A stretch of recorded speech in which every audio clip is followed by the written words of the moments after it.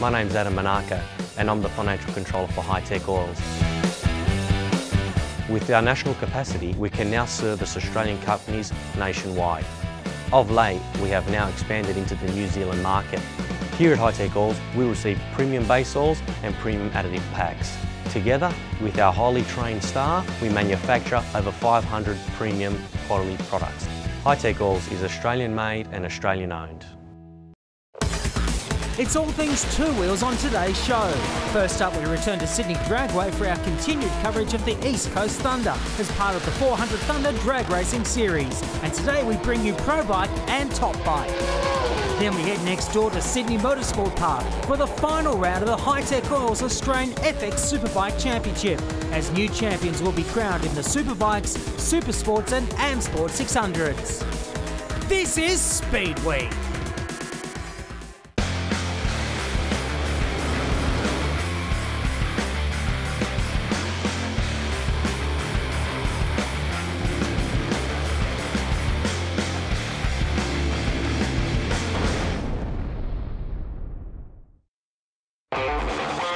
The East Coast Thunder at Sydney Dragway has so far been the upset Thunder. Right across our professional categories, we've seen favourite after favourite fall by the wayside, opening the door for a multitude of first-time winners.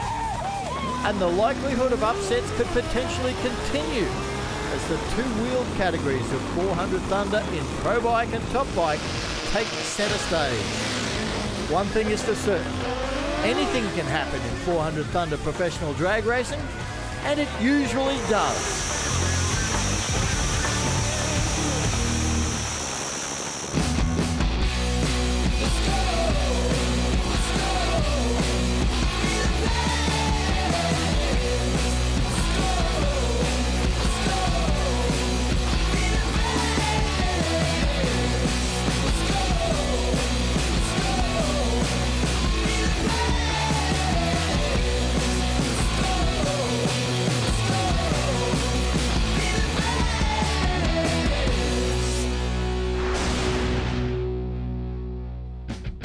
Welcome back to Sydney Dragway and the East Coast Thunder event. We've seen the pro categories of cars. Today's show, it's all about two wheels. We've got the pro stock bikes and we've got our nitro monsters, the top fuel. These bikes, absolutely unbelievable on nitro. Well, pro stock bike, we had a really great finale to the season at the Winter Nationals. It was won by Morris Allen, but he's not here to defend the title. He's in the US racing. Jason Hedges is with one of the contenders.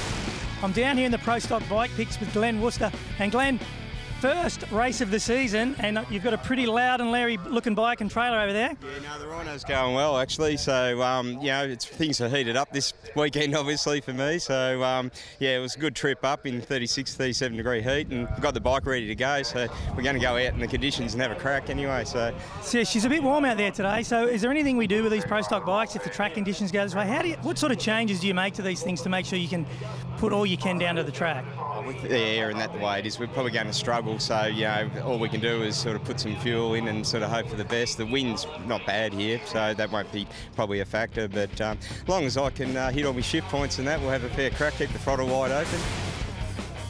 I think Glenn Worcester will also be looking to take advantage of the fact that defending champion Morris Allen is over in the USA racing the American circuit at the moment. So, after finishing on top, Allen not here to defend his championship. Corey Butterkeg, Brad Lemberg, Andrew Badcock, Glenn Worcester. They were the main contenders, and it's all going to come down to who can really get on top of this heat, because Mark Allen, I mean, we're near 40 degrees. And not only that, that means the track temperature is actually higher than that. It's actually over 50 degrees on track. These bikes with the, you know, the one slick here, going through the burnout, it's about finding the tune-up to suit these conditions. Their first hit of the weekend, these riders and crew chiefs and that will be looking to get down the track, get some data, because it's the unknown of how the track is going to, how the bikes are going to handle on this track. Well, Glenn Worcester and Daniel Rabnott are the only two bikes that have come out for this session. The others have elected to sit it out and wait till things cool off later in the afternoon. And I'm not sure. I think Worcester's got a problem there. He has shut down the Rhino bike, so it'll be Daniel Rabnott on his own for this qualifier. Yeah, Worcester are getting pushed back there. We'll find out what happened there with that team, but they'll come back out in Q2. You're right, these conditions, racing tomorrow, round 1 of racing, will be very, very similar. I would have expected to see all the teams here in Q1. Let's see how Rabnott goes. Little bit of spin off the line there, Mark. Yeah, he takes it through. 736, 284 kilometres per hour there for Rabnott. That's a great pass there for the team in these conditions. Yeah, that's a lot quicker than I would have expected. Have a look at it off the line. You'll see it black track a little. And that's the biggest thing with the pro bikes, is that first 60 feet, and that's their tuning window. So a lot of the riders, they actually take timing out of the engine, so they retard the engine on the hit there, take about 60 to 80 horsepower from the bike, then apply it back down the track, and if you get it wrong, you get a little bit of spin, as we just saw there for Rabnott. Well, it worked well for him, because that qualifier, I mean, he's got the data from that. No one else came out. Moving now into Q2, and it'll be interesting to see. Yeah, it looks like Worcester's got the bike back in action, Mark. Yeah, good to see. I spoke to Glenn after that qualifying session number 1. They actually had an ignition switch failure on the start line, so they've sorted that out. They're back here for Q2. I'm sure they would have liked a little bit of data, though, from that hot track in qualifying session number 1. The proverbial $20 part. That's it.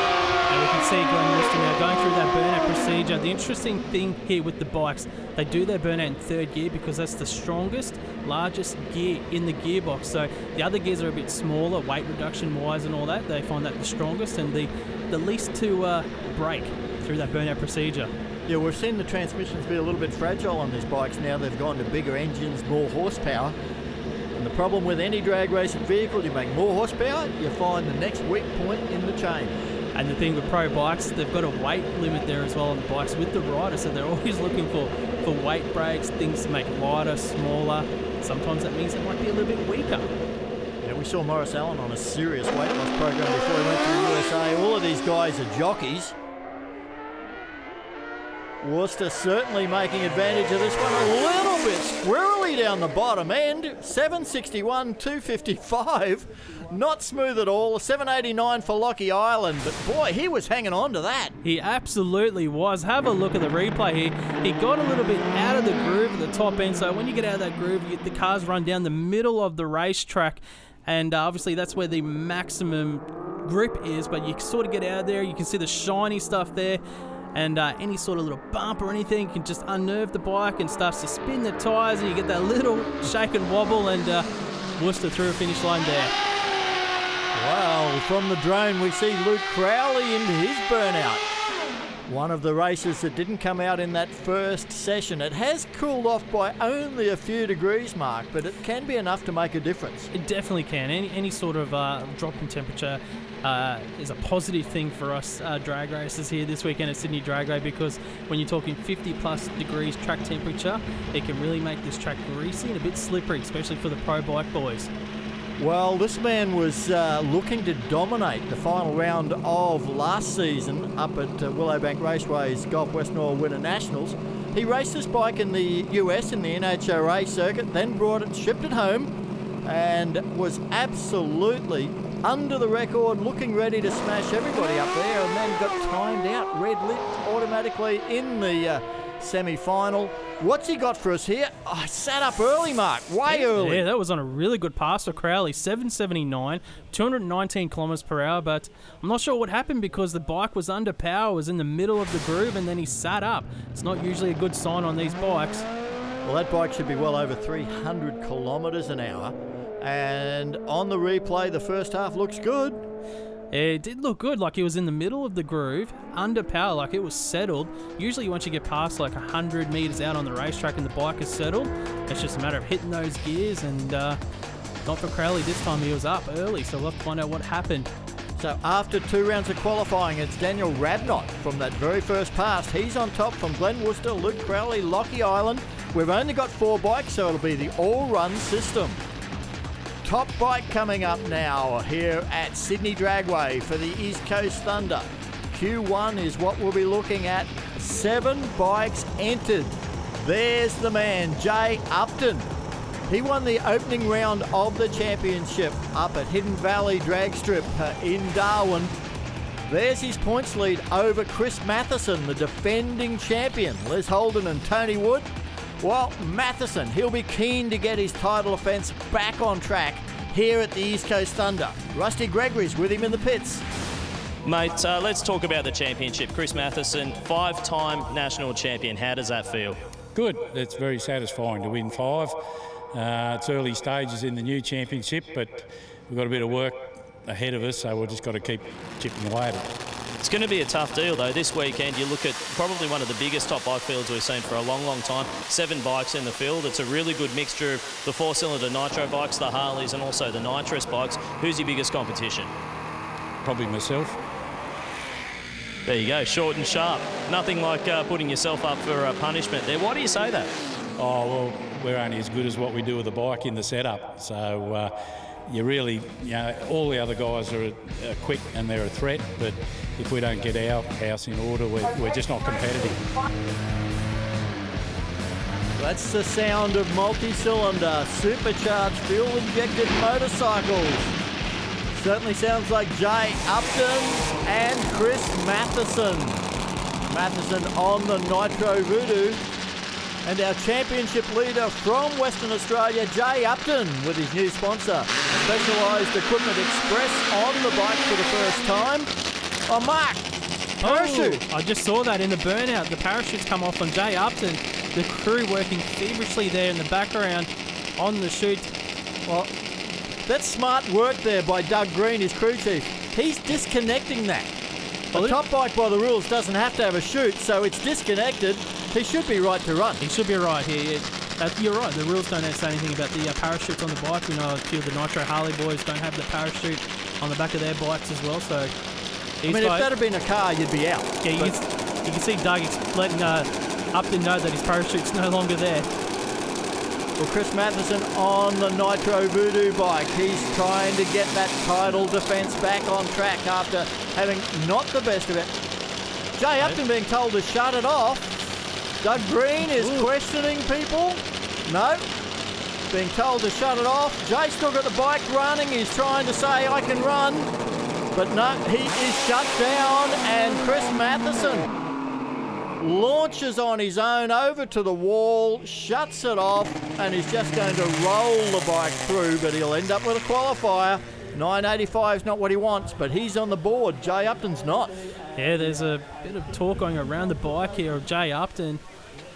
Well, it just seems to me, Mark, that, it's not connected to the bike. By the rules, you don't need a parachute. I don't know the rules back to front, but as far as I'm aware, that the top bike guys don't need a parachute.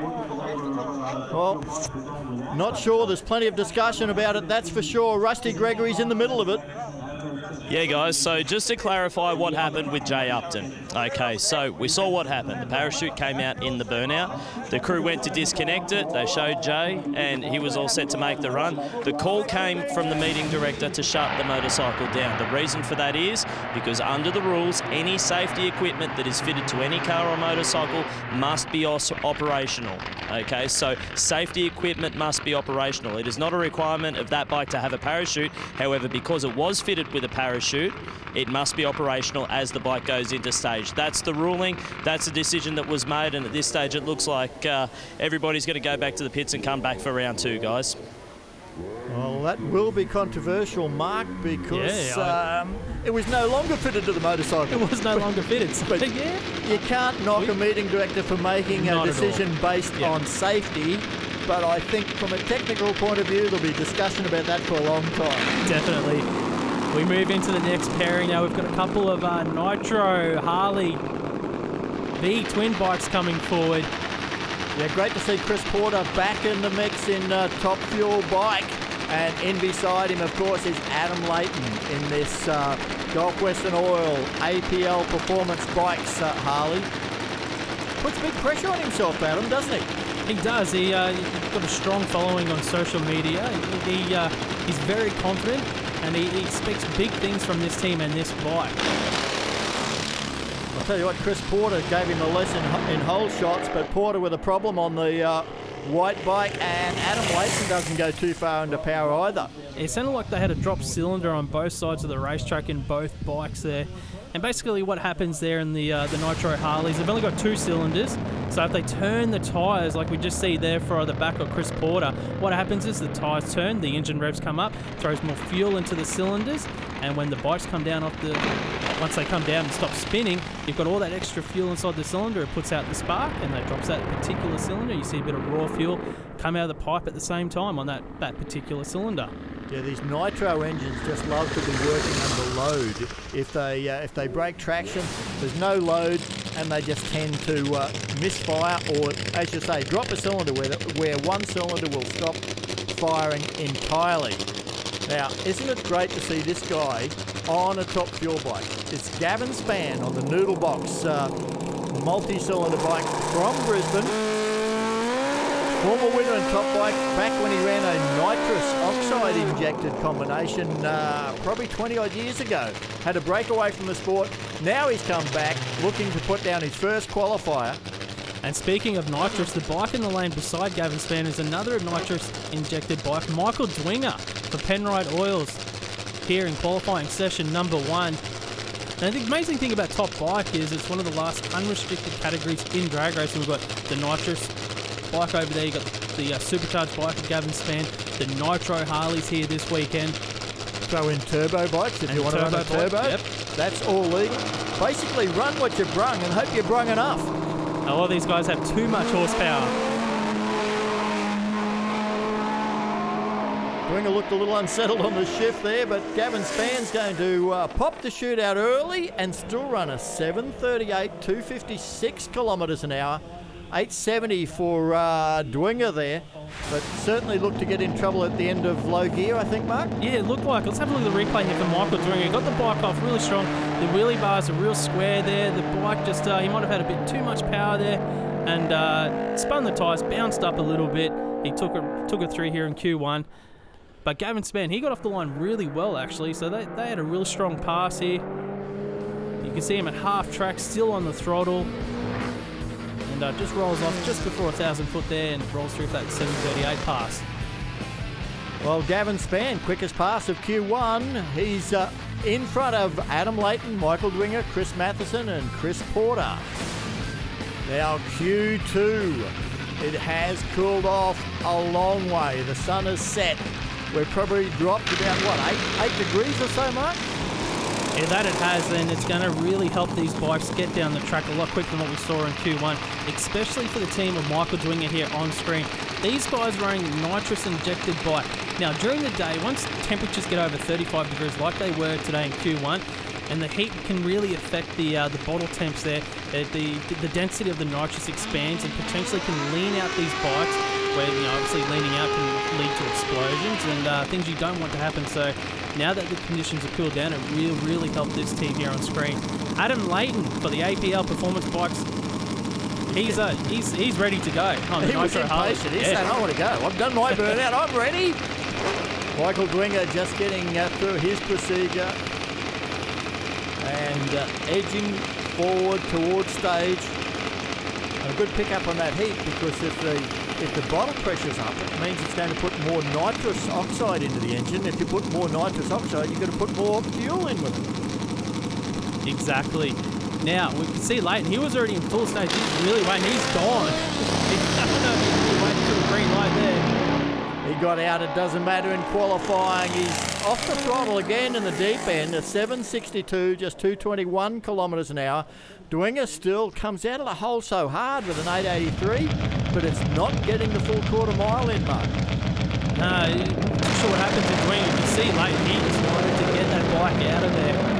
Obviously, the longer the bike sits there, more temp is building up inside the engine, the clutch and all that, so he wanted to get that bike down the track. But Michael Dwinger with issues just off the start line again. We can see Dwinger to the right of screen.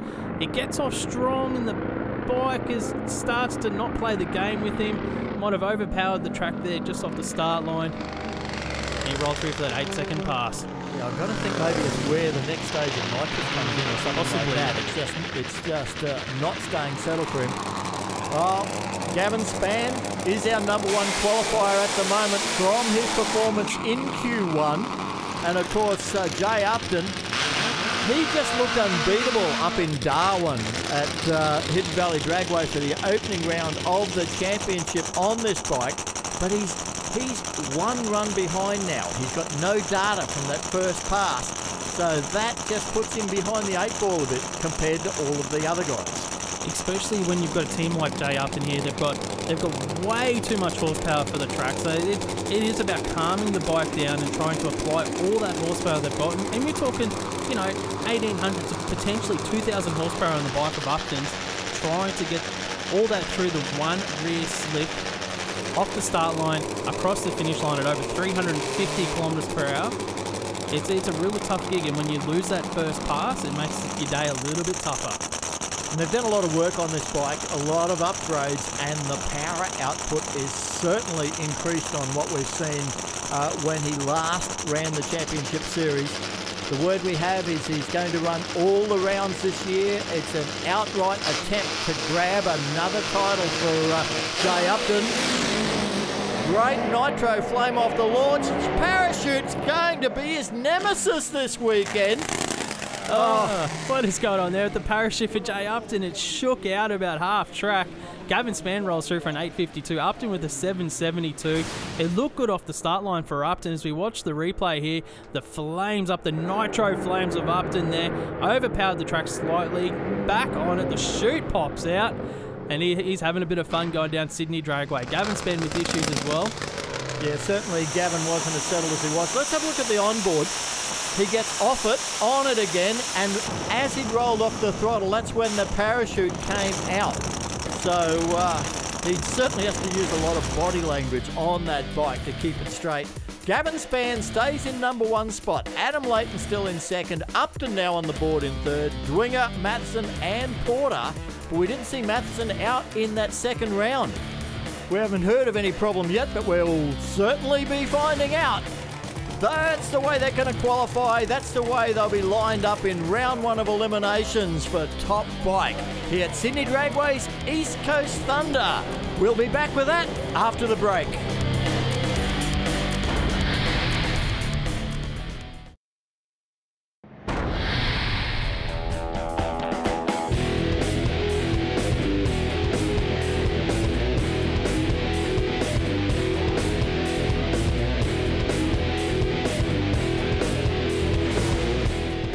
Welcome back to Sydney Dragway for the East Coast Thunder. We've got the first round of racing coming up for Pro Bike. And Mark, it's going to be 400 Thunders all-run system. Yeah, we've had a bit of carnage after qualifying, so we're down to 4 bikes in the categories here in Pro Bike and Top Bike. Basically, what the all-run format system is, we see all the bikes come out for 3 rounds of racing. After the first 2 rounds of racing, you get points for winning a round of racing. You get bonus points for quickest ETs. We tally those points up in the 3rd round. We have our finalists, the run-off for the winner and runner-up trophies here for the 400 Thunder Series, and the other riders running off for points. It means that the fans get to see the bikes or cars more times in front of the crowd, and that's what we love. Well, Glenn Worcester on a bye run here. That's bad news that we've lost Luke Crowley apparently. We saw him sit up on the bike in qualifying. And understand there's some damage. We'll get to the bottom of that later. But this is guaranteed championship points for Glenn Worcester on the Force Wear Group bike. Glenn Worcester, he will get the win points here. This track is one of his favourite tracks in Australia. Ran his PB of a 7.12, so the bike has got the performance and horsepower there. We've seen him run a 7.30 in qualifying so far. He got off nice and strong here on the start line. Right on down the middle for 7.53, 273 kilometres an hour. Gets him some win points, and that's what he's going to be looking for because he's got that championship in mind. There was a good pass there for Glenn Worcester in the heat of the day as well for these pro bike riders. And you're on board there in almost 300 kilometres per hour. And he's got to apply the rear brakes, apply the front brakes as the bike gets settled, and he gets it around the braking area there. Here's Lockie Ireland. We're on board in the burnout with Daniel Rabnot. That didn't sound good. No, there was a bit of a clunk there actually for Rabnot's bike. We see Lockie Ireland going through the burnout procedure now as well, but Rabnot's bike, there was definitely a noise. It sounded like an engine noise. It sounded like an actual bang. There you can see the crew there in the background, and Rowi's off the bike. That's never a good sign. He's walking away. Daniel Rabnott. We heard something from the onboard camera in the burnout. The bike is shut off. He won't be taking part in this first round race. So Lockie Island's going to, well, take an automatic win on a solo pass and rack up some of those points just as Glenn Worcester did in the previous run. And when you talk that 400 Thunder all-run format, the bonus points calculations now come into a factor. We've just seen Worcester run 7:53. If Island wants to get the bonus points for the quickest ET of this round, he's got to go quicker than that 7:53.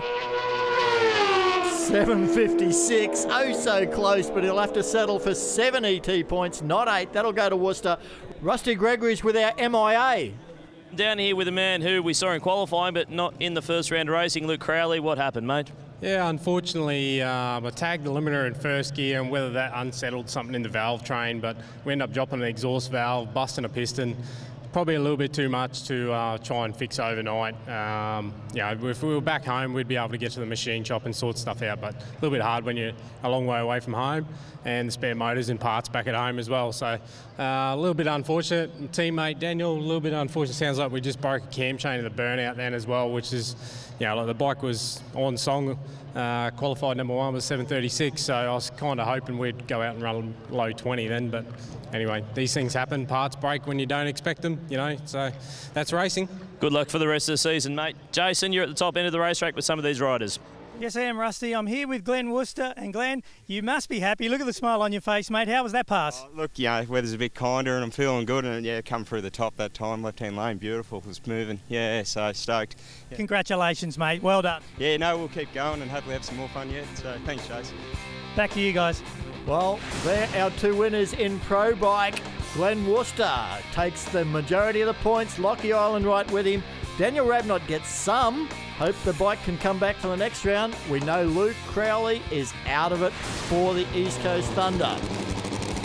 As we now move into Top Bike, first one we see is the Noodle Box 4-cylinder of Gavin Spann. Now, we had 6 bikes qualify in Top Fuel Motorcycle this weekend, but unfortunately, round 1, we've had a bit of carnage here in Top Bike. We're down to 4 riders left in the field, Rob. Yeah, Chris Porter, trouble with his bike. He's had to withdraw. And Chris Matheson, the bike's perfect, but he's got a serious back injury. He's hurt his back so badly that he literally is not capable of throwing his leg over the Nitro Voodoo. And this was his critical event to try and get back into the hunt for the championship. It's opened the door so widely now for not only Jay Upton that's up there on top of the points, but this man, Gavin Spann. We know he's consistent. And in the lane beside Gavin Spann will be Adam Layton on the Nitro Harley. Another rider. He's been in a few finals here at Sydney Dragway over the past 12 months. Still looking for that first event victory here in the 400 Thunder Series for Adam Layton, but they're getting ever so close. Yeah, Adam's got his own targets, hasn't he? He's really determined to be the quickest Harley in Australia. He knows he's got a horsepower deficit to these big 4-cylinder bikes, but we've seen Harleys win championships before. Whole shot there for Adam Layton, but the power of the 4-cylinder bike of Gavin Spann, he goes through for the win, runs a great 7:06, 273 kilometres per hour. He gets the win here in round 1. Oh, a little bit of a lock up on the brakes there. Nothing too serious. Have a look at this bike off the start line. It looks a bit awkward on it. He's got one leg in, one leg out, just adjusting the balance of the bike using his weight as we watch the screen here. Have a look over at Adam Layton's screen. You can see the raw fuel coming out the side of the bike there. So that's a perfect example there of a drop cylinder on a Nitro Harley. He may have turned the tyres there on the hit to get that drop cylinder. It's right on with Gavin Spann, Rob. Yeah, no such problem for him. No raw fuel out of that till he shut it off on the finish line. Okay, here comes Jay Upton. Now, I've been waiting for this guy just to get the settings right on the launch, because this bike is just clearly making so much power. And it's probably to a disadvantage to him this weekend with the track temps that we've got here. Like, it's still pushing nearly 50 degrees on track temp here on race day. Michael Dwinger going through his burnout procedure now on his nitrous injected bike. And, Jay Upton, he's got to watch himself here because Michael doing it, he hasn't got the horsepower. He's got the advantage on these sort of track conditions. Because Upton, he's got to watch that bike. His tuning window is so tight. He can just smoke the tyres very, very easily. Michael Dwing can sneak on by here. It may look like on paper, a big matchup with Upton against Swinger, but tell you what, I think the odds are 50-50. Well, the other thing for Jay Upton is this is his opportunity to put a stamp on the championship because Chris Matheson is out. If Jay Upton was to win this, he's going to end up with a huge points lead over Chris Matheson. But he has to get the tune-up right. We're going to find out in just a second. And he's got to get out of jail, Mark. He has, because Dwinger didn't lead the start line, but he just overpowered the racetrack on this bike. You could just see it, just so much power for Jay Upton, but Dwinger with troubles. He didn't even move from the start line. I'm not too sure what happened. The bike sounded good in the burnout, and he didn't move, but watch the replay here. Upton, they call it snapping the cable on the head of the throttle there for the top bike riders. He snapped that cable all right. As we go on board for the replay here of Jay Upton, from behind the bike, you could see overpowered before the 60-foot marker there. He tried to recover the bike as best as he could, Rob. Yeah, as soon as he twisted that throttle, it was all over. But Jason Hedges is down there with a happy winner. Yeah, I'm here with Gavin Spann. Gavin, you're through to the next round, mate. How was that one? Yeah, pretty good. It was a lot better than yesterday. Noisy bugger on a white bike. So, yeah, you got through that round, mate? Yeah, it was good. It was 100% improvement on yesterday's run. So, but yeah, it was good. Looking forward to seeing you next round, mate. Well done. I think Gavin will take it round by round because there he is. 28 points is the maximum you can get in round one. Upton, Leighton, Dwinger. They're the four that we've got still in top bike at the East Coast Thunder. Round two of Pro Bike coming up now. And Mark, this is a battle of attrition. Yeah, we've had a bit of carnage again after that first round of racing. Daniel Rabnott, broken camshaft in the burnout, so that's no good for the team there.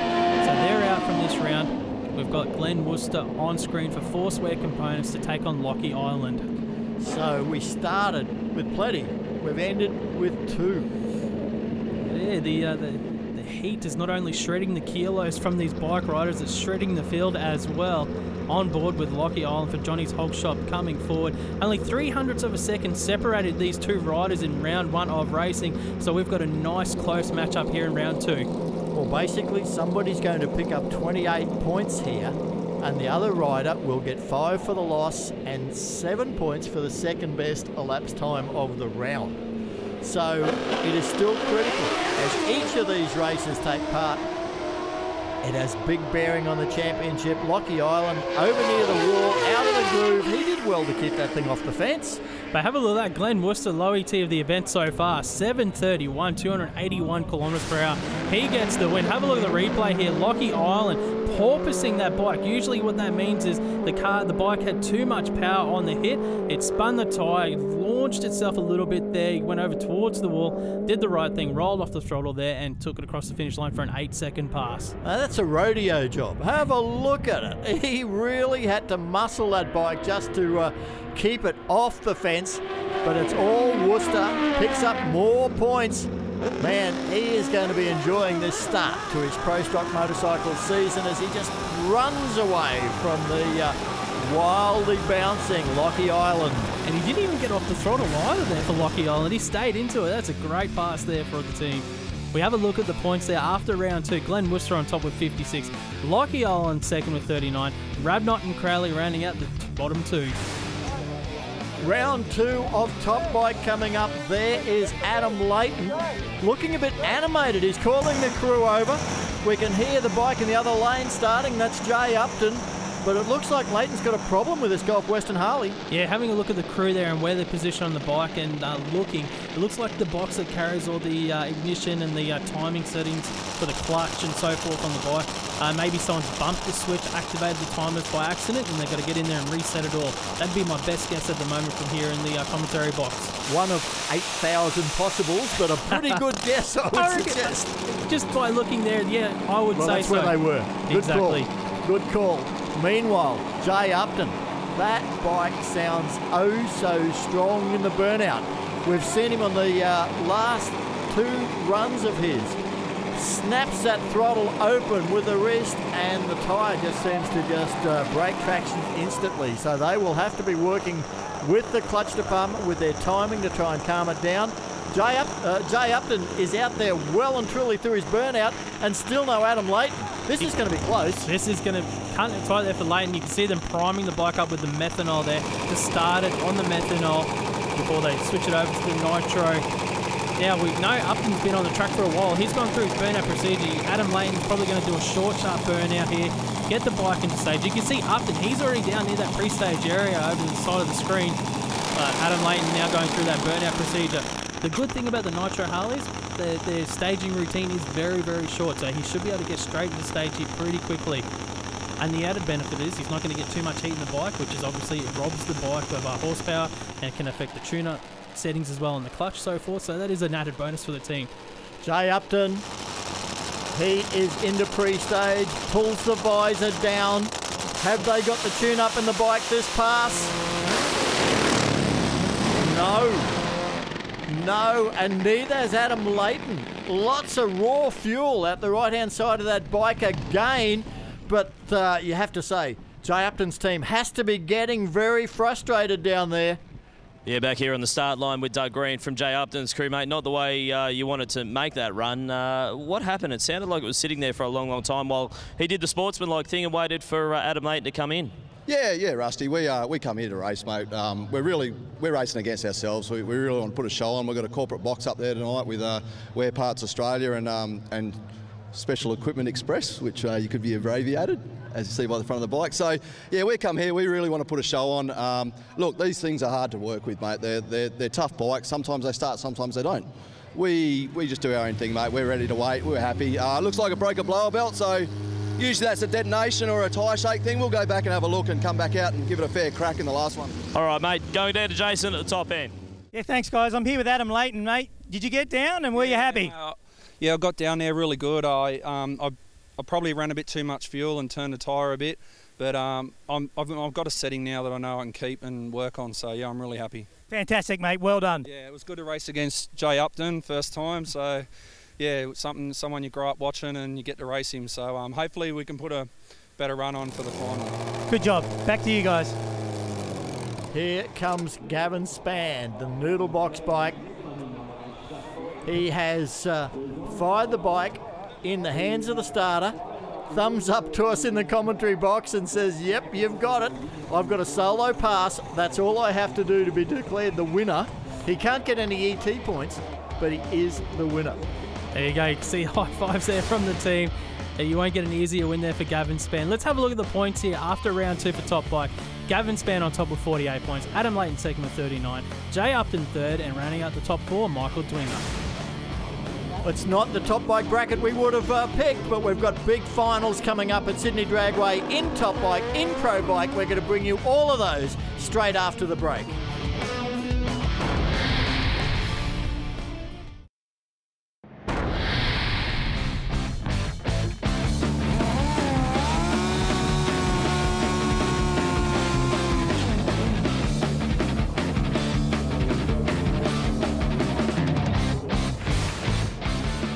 Welcome back to Sydney Dragway's East Coast Thunder. We've got the finals coming up in Pro Bike, the final of Top Bike coming up. But the East Coast Thunder also saw rounds of the Australian Championship Series for a number of the sportsman categories. In Supergas, Warren Smith and the Chev Beretta won a tight double breakout battle with fellow Victorian Graham Spencer in his Corvette Roadster, when both ran quicker than the category's 9.90 second fixed dial-in. Junior Dragster is contested over a 200-metre distance by youngsters aged between 8 and 17, with speeds reaching over 120 kilometres an hour. At the East Coast Thunder, we saw Jesse Barnes in the far lane get 900ths of a second handicap start in the final and hang on for the victory over the fast-closing James Sarkis in the Lloyd's Classic Car Auctions Dragster. Supercharged Outlaws is one of our fastest sportsman categories. It features a variety of vehicle styles, all with the common element of a supercharged V8 engine. Jim Holly led off with the start in his funny car ahead of Sean Lifting at the wheel of the Speedflow Products T-Bucket. who was then able to pressure Holly into running too quick than his nominated handicap time, which saw Leafting claim the gold. Pro Radial is an exciting new class, providing explosive racing on a multi-round, all-run format over the 8th mile distance. While almost anything goes in the engine department, the tyre size provides a limiting factor. The East Coast Thunder title came down to a spectacular final, with Simon Krieger's nitrous oxide injected Tirana nudging ahead of Dale Hellier's twin-turbo Commodore in a ridiculously close race. Super Sedan is contested by full-bodied cars running between 8.5 seconds and 10 seconds flat. Local racer Leo Georges fought his way through a tough field in his cruel V8 Chevy-powered Escort van to earn his spot in the final, beside Queenslander Patrick Barron in the Chev Beretta. In his effort to stay in front, Barron ran 0.02 of a second quicker than his 9:38 dial-in, breaking out and handing the win over to Georges. The two-wheel dial-your-own handicap equivalent is the modified bike category. Here the final came down to a clash of Sports Turf Services racing teammates Michael Beaton and Alan Annis on a pair of fast Suzukis. Unfortunately for Beaton on the blue bike, he left the start line 19 thousandths of a second too soon with a red light, handing the gold Christmas tree and championship lead to the flying Alan Annis. Extreme Bike is definitely a walk on the wild side, with massive turbocharged power on tap in bikes featuring long swing arms to stretch the wheelbase, but there's no wheelie bars to keep the front wheel down. It's up to the rider's skill to control that power, and Alex Borg is one of the best on his Suzuki. He ended up on a solo pass in the final after Leonard Azzopardi lost fire in the burnout. Our last Sportsman final was the performance category of Superstock. New South Welshman John Kuiper qualified 5th before driving the wheels off his D-Gas Commodore to get through the rounds and meet top qualifier Jason Simpson of Queensland in the final. Kuiper's run came to an end with a red light, leaving Simpson to cruise his G-Gas automatic Ford Probe to an easy win. Okay, we move back into the finals now for the Pro Bike category. It is a rematch of round 2. It'll be Glenn Worcester to take on Lockie Island here. Obviously in round 2 we've seen Worcester run that low ET of the event so far with that 7:31. Lockie Island got over towards the wall on that pass, but he stayed in all the way through for an 8-second pass. We've seen him run a 7:50 so far this weekend. The weather has cooled right down, Rob. Well, it certainly has compared to our 40-odd degree heat in the middle of the day. Now, Lockie Island for Johnny's Hog Shop and Glenn Worcester. He is looking to cap off what's been a perfect weekend for him so far. Some of the heavy hitters out early or not even at the event, and Worcester's been making hay while the sun shines, so to speak, on the Foursquare Group bike. It is the first round of the championship for the Pro Bike categories here. Rolling the bikes into pre-stage. This is to decide who gets the gold 400 Thunder Christmas Tree Trophy from this event and the championship lead, and it will be Glenn Worcester because Lockie Island tried too hard on the lights, red lit, left too soon, and automatic loss for him. Worcester a 7:47, 2:59, and maximum points for the event. That's a great way to start the championship there for Glenn Worcester. Lockie Island, he threw everything he had it here on the start line. It was a little bit too much there, left the red light on the tree. It was actually a pretty close race there across the finish line. Worcester getting the win. How about that in Pro Bike? Onboard footage there, absolutely spectacular. That's going to set things up for a great event. The next round of the championship up at the New Year Thunder at Willowbank Raceway in January, and we'll see some of the heavy hitters back as well, and Worcester's going to carry that right through. He's got to be happy with the way the weekend's panned out. He's down with Jason Hedges. Thank you. Got Glenn Worcester down here, Pro Stock Bike, East Coast Thunder champion. There you go, mate. What a fantastic weekend. Yeah, look, I've got to thank Foursquare Group, mate. Like everyone that's worked on the bike and got it here, and it's been great fun riding it this weekend. It's put us through our paces with the heat, but this is wonderful, fantastic. Mate, you made great passes all weekend. You should be proud of yourself. No, thanks, guys. And once again, just thanks to Trevor Birrell and all our team. They've been great. There you go, guys. One happy man. Have a look at the 400 Thunder Championship points. Glenn Worcester on that perfect weekend. Out in front of our runner-up, Lockie Island. Daniel Rabnott with 25 points.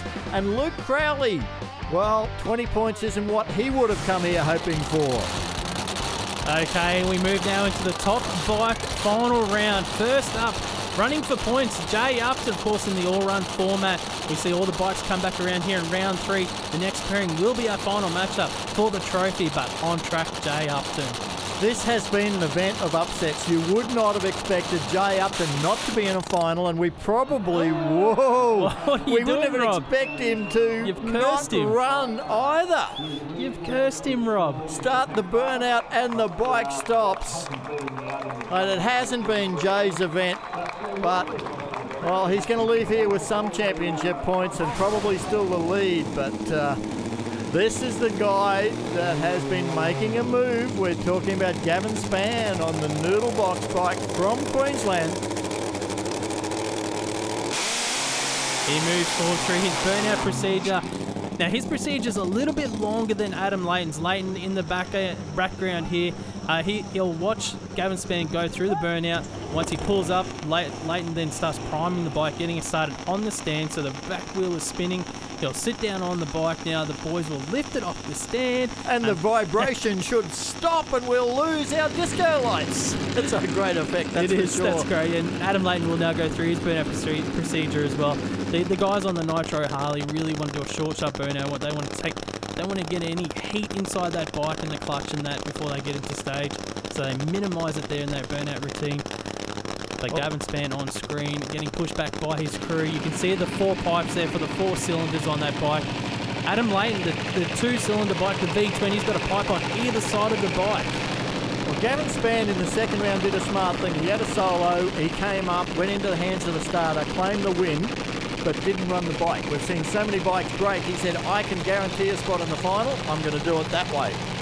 And here he is. He's got a shot at a gold Christmas tree.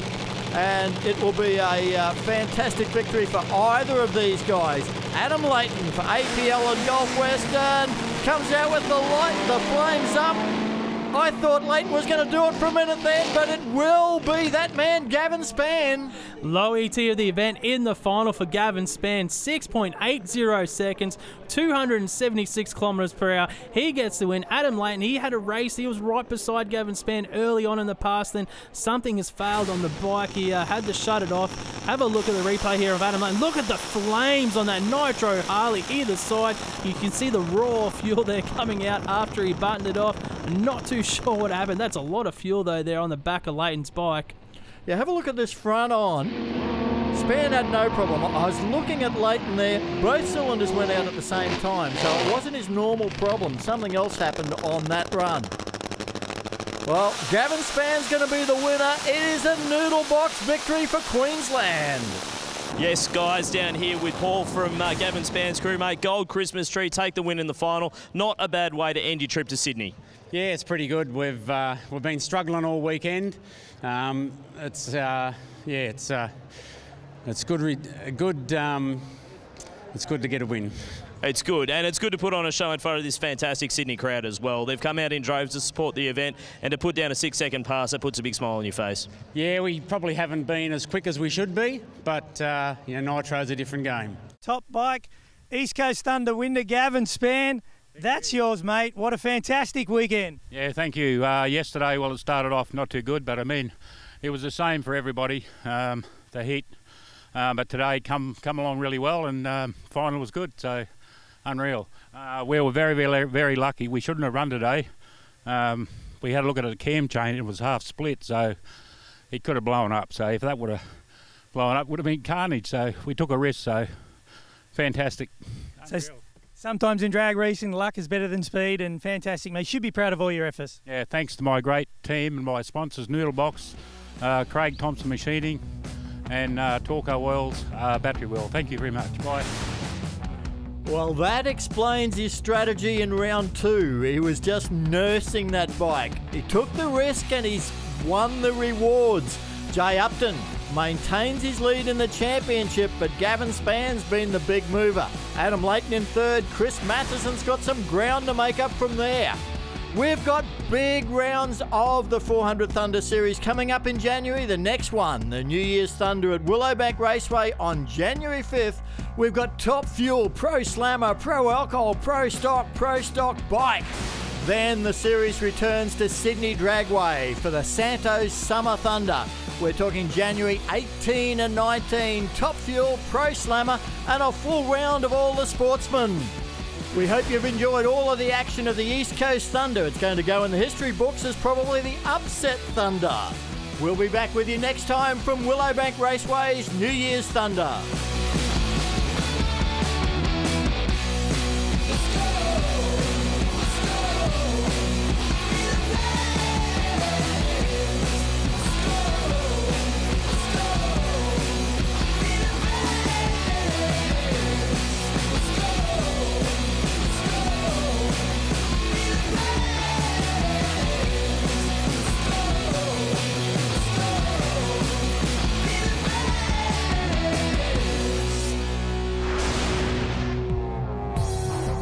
More to come after the break as we head next door to Sydney Motorsport Park for the final round of the High Tech Oils Australian FX Superbike Championship.